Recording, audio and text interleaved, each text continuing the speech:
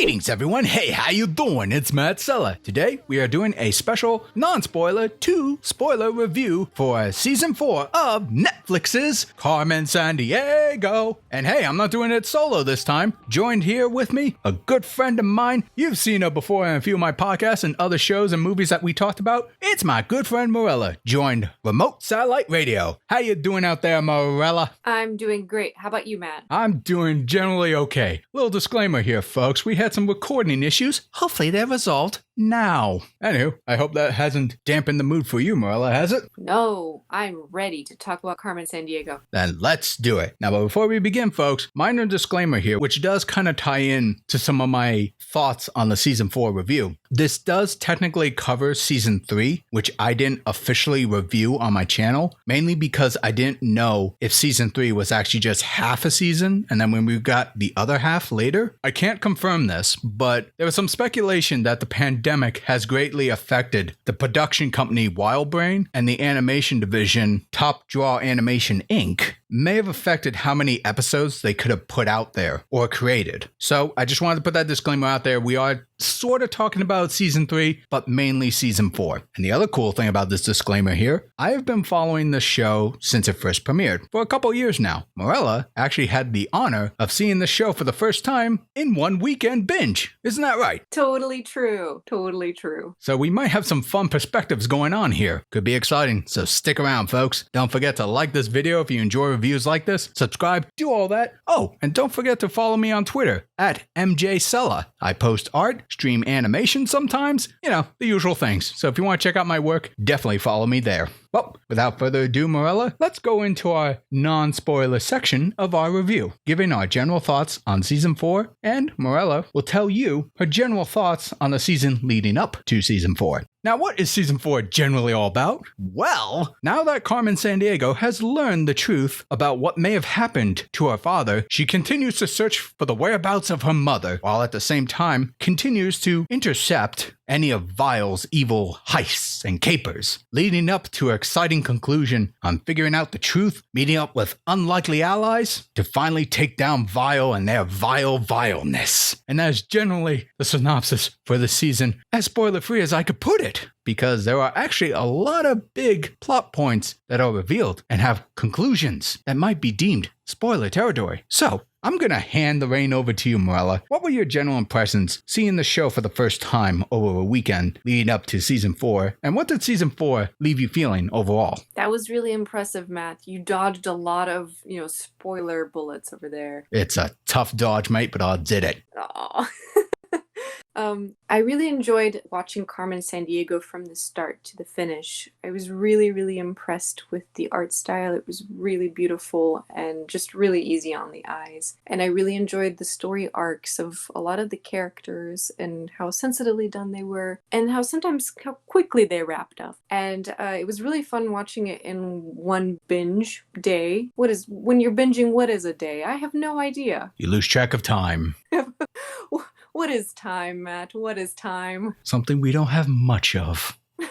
Oh no, that was really dark. That's grim.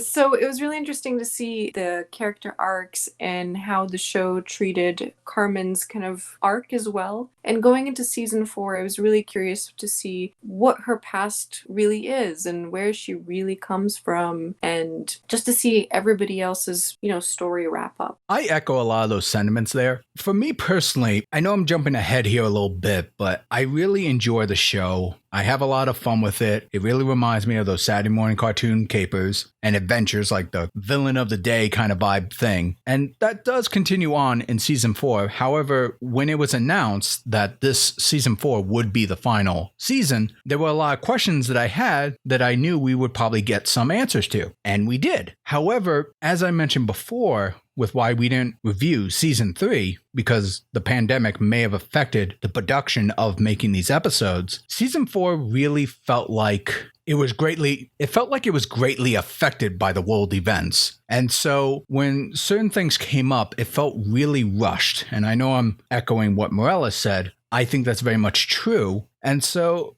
for the most part, as much of a big fan as I am of Carmen Sandiego, I did kind of leave this season a bit unsatisfied. And again, not because of the closure and what happened. I expected some of those things, but just the execution of it. I think the company Wild Brain and Top Draw Animation Inc., they were fighting an uphill battle, and it was a real shame that it was such a situation for them, whereas many other animation production companies that produce shows that I like seem to be able to get along just fine. And this is just speculation. I'm not saying that is true or that was the fact of the reason why the writing or the execution of it was done as it is, but it really did feel like that for me. So yeah, Matt, I'd actually really agree with that. It's interesting that you mentioned that during the pandemic, a lot of these two animation studios might have struggled with the third season. It's interesting to note because I feel like a lot of animation companies didn't struggle during the pandemic because everybody could go remote. So it's very interesting to hear that hearsay or something.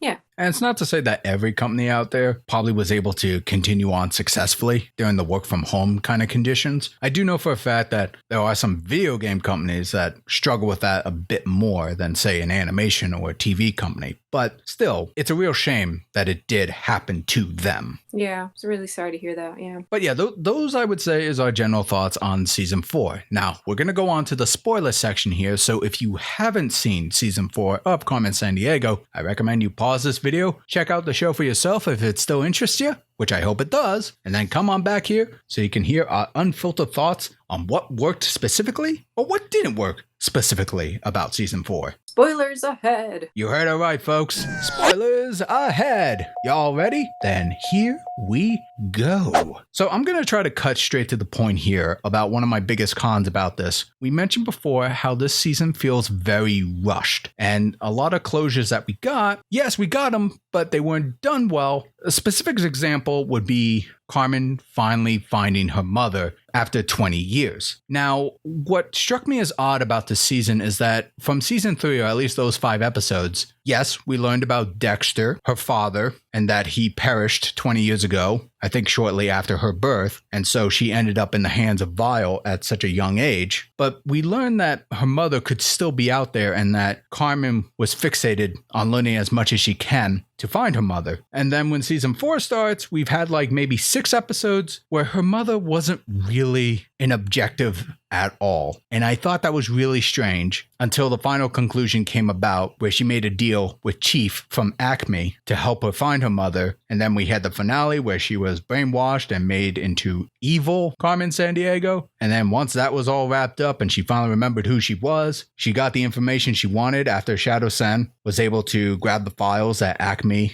put together, gave it to Carmen. She found the orphanage where her mother allegedly could be, and leads up to a scene that almost feels tender, and then it cuts to black like a weird cliffhanger, and that just kind of rubbed me the wrong way, especially after everything else after that shot continued to kind of wrap up on everybody else, and just felt way too quick for me. Yeah, I'd agree. We spend 4 seasons with Carmen, and the whole show is all about her past and her finding her personality and her background. So it felt a little bit of a betrayal from my perspective, at least, that we don't even find out her name. Because from the beginning, we don't know her name. She's been called Black Sheep by everybody around her. She's been called other different names that none of them are, name-like. And eventually she just picks Carmen Sandiego from a series of like a fedora and a city where the fedoras are made. So it's a little disappointing that we don't really know her real name, and the fact that we don't even meet her mother is also kind of a bummer. I understand what they were trying to go for in that there's a great mystery to it all and that you can just imagine what it's like from here on out. But since we spent 4 seasons with her and her trying to find her background and where she comes from and her parents, it seems almost insulting that we don't even see her mother's face. Yeah, which, to kind of piggyback off of that, what kind of bummed me out about that scene not really having that moment of them finally meeting each other, I was kind of half expecting, at least in the final episode, that her mother, it would have been kind of cool to have her voiced by Rita Moreno, the original voice of Carmen Sandiego back in the 1990s, play her mother. I thought that would have been kind of a cool, like, little Easter egg. even though according to IMDb trivia, it says here she actually did do a guest voice appearance as Vile's bookkeeper Cookie. So yeah, sure, I guess she did kind of make an appearance there, but I don't know, I thought it would have been kind of cool if they actually kind of tied that into her real mother in the show. But yeah, that would have been really fun. I hadn't thought about that until you said that. So I think that would have been really cool, especially for people that have grown up with Carmen Sandiego. I personally didn't, so this is all fresh and new for me. But it would have been a nice little Easter egg, like you said, for the longtime fans. I think so too. Now, to kind of continue off of my cons, and again, I may sound like I'm putting out way too many negatives out there. Again, I do enjoy the show overall, but the fact is that this season felt so abrupt in many areas. I remember, I think it was around episode 3 or something, we got introduced to the idea of where Vile came from. The original, I think it was like 4 or 5 thieves from around different continents band together to steal artifacts from various cultures and then hoard it together in a secret location. And so there was that cool build up to it. And yet when we go to Egypt and we finally find the hoard, Carmen initiated Acme to intercept at Vile by revealing their location. And it became public to the world that this ancient tomb of artifacts and stuff is now public knowledge. And so Vile lost their greatest hoard ever. And yet, for some reason, it felt very unsatisfying because we just moved on from that in such a fashion that it just kind of left me unsatisfied as well. And there were many parts like that. Like, I felt like a lot of the checkboxes for the overall storyline was just being quickly filled in and then they move on. And that's what season 4 really felt like for me. Yeah, I'd agree. I think right after Carmen initiates Acme to come in and fix the situation at the pyramid and expose the crimes,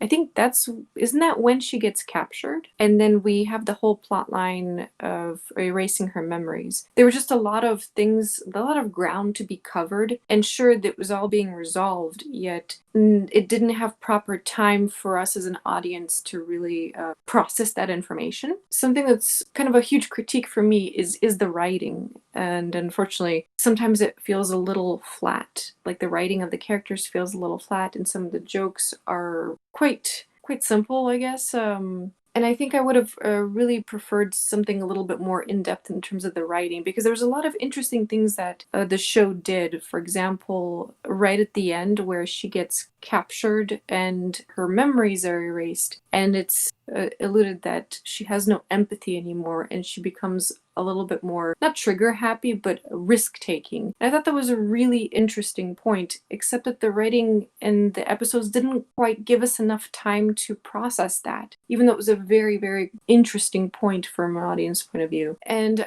so I totally agree with you. I think I would have really appreciated just a little bit more breathing room to resolve all of these plot points. Or maybe take one out. Maybe they did have to do all of these plot points and they just wanted to fit all of them in there so that we get a much more fuller spy kind of theme show where we get to solve all of these different crimes throughout the world. But yeah, in terms of like character development, I think I would have appreciated some more breathing room, because a lot of the stuff, like you said, just flew by and felt a little bit inconclusive. Also, to that point, the fact that she stopped looking for her mother for quite a number of episodes in the last 1 or 2 seasons was really strange. You could really tell when there was quote-unquote a filler episode. I mean, it wasn't filler, but we would jump to a different plot line immediately, and then we would jump back to to her searching for her mother. It felt a little bit strange in that way. Yeah, I definitely think the show probably could have benefited by having 2 additional episodes. But again, I don't know if the pandemic greatly affected the production company or not. And I feel like this is a common criticism that I have among other episodes as well, that try to cram in a lot in a single episode. I feel like if there would have been like a 2-parter or a 3-parter, we say that a lot on DuckTale episodes sometimes. But yeah, no, this show, season 4 at least, definitely had to rush and get to the point, which I think I see where they were going. And I actually don't mind the writing of the show in general. But again, because I watched it ever since it premiered, I had time to like soak in the characters sometimes. That's a good point. I appreciate that on a different level, but there is that biasy. I'm not going to lie about that. But yeah, I definitely think the writing, the foundation was there. But like I said, the execution was just unfortunately not there for this season. Something that really impressed me is right at the beginning of the season 1, again, because I had to watch this all in one go, but I really liked the first 2 episodes, how we learn how she's grown up at Vile, what kind of things she does, and that she's a prankster. It really got me attached to her. So it was really nice to see her kind of grow up and then make friends. And I like the fact that those 2 episodes spent the time needed to establish her as a character and what she's like. For example, a prankster and someone who always does good. And the fact that she befriended these people, her other Vile team members. So I really enjoyed those 2 first episodes. Those 2 really got me invested in the show, and I really enjoyed the start of that. And what's good about that is, like, now that you mentioned that, there were moments from the first season that did circle back at the end or series finale. Especially, we were mentioning before the show, the final gem that Carmen stole when she was brainwashed was actually the very first Vile artifact that she stole back from them to give back to the museum. Yeah, that was a really nice touch. I really liked that. And it was really fun to see that again because I was like, oh, where have I seen that? Oh, yeah, in like the first episode.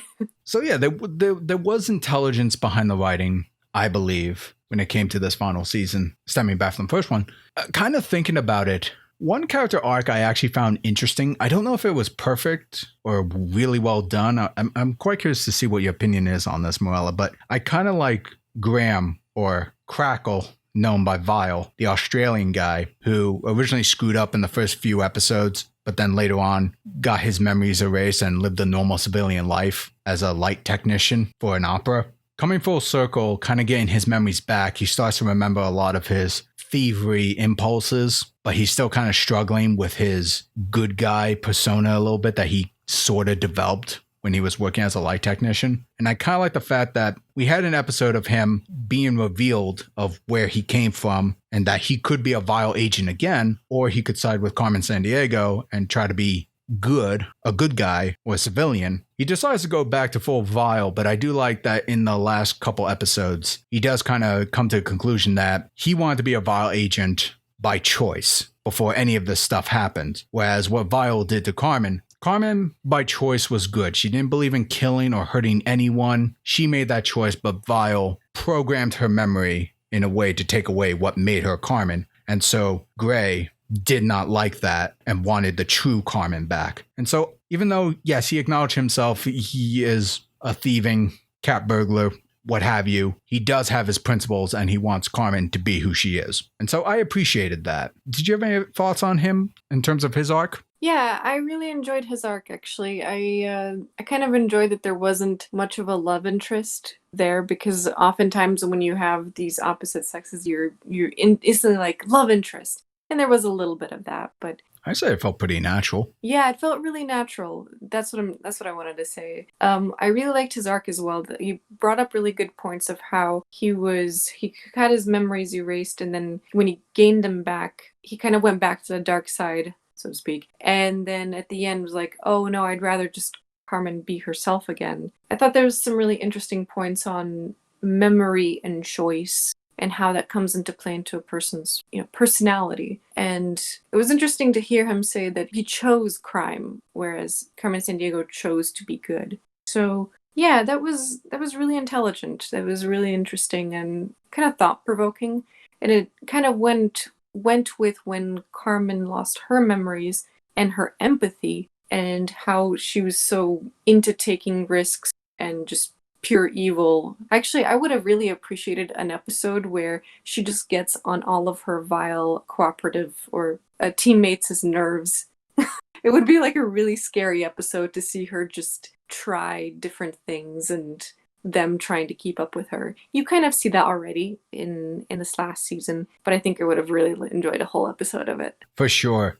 Something just crossed my mind that I thought about before when watching this final season. And I think this will be the last kind of takeaway, which again, I apologize, folks. It is a con technically, but hey, I still really, really like the show. And you may have noticed this, Mirella, but throughout the season, Carmen has met a variety of, I wouldn't say vigilantes, but individuals around her age who seem to be able to take care of themselves. And in the final episode or two, actually, I think it was the final episode, they were talking about how Carmen Sandiego is more of a mantle, not a specific person. And it starts to flash back to various characters that Carmen met that could kind of act as like, well, like, like you have Vile, they're the bad guys. Well, if Carmen, what if there was like an opposite team of Vile? They're kind of implying that there could be like spin-offs following these other characters who might fight crime. Ooh, I hadn't thought of that. Yeah, that's a good point. I think I would have liked more emphasis on that because, yes, we did meet a couple cool characters that seemed very capable, and it would have been kind of neat if the show itself actually ended with the idea that maybe Carmen retired to live a normal life after meeting her mother again, and then maybe these people around the world could kind of help and act as like a Carmen Sandiego, again, mantle to fighting any other.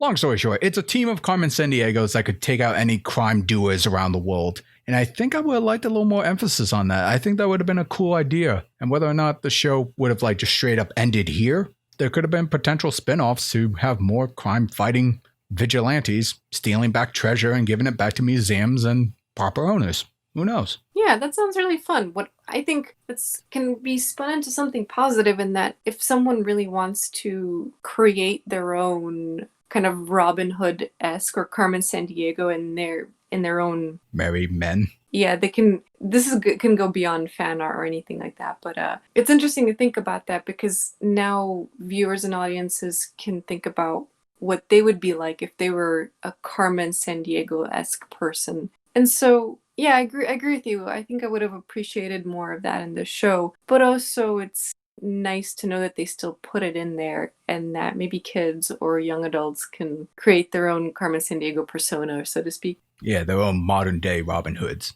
Yeah. Well, I say that'll do it for now. I'm sure we can go on and on about this, but hey, you heard our opinion, but now we want to hear yours. Let us know in the comment section below, what did you think of season 4 of Carmen Sandiego? Did you like it? Did you not like it? Share your thoughts, join the conversation. Be sure to like, share, subscribe, ring that bell to be notified when new videos drop, and if you want to support me directly, consider going to my Patreon, follow me on Twitter, or do a one-time donation at my Streamlabs. Links are in the description below. This is Matt Sella. And this is Mirella. Thanking you all for tuning in. Woo!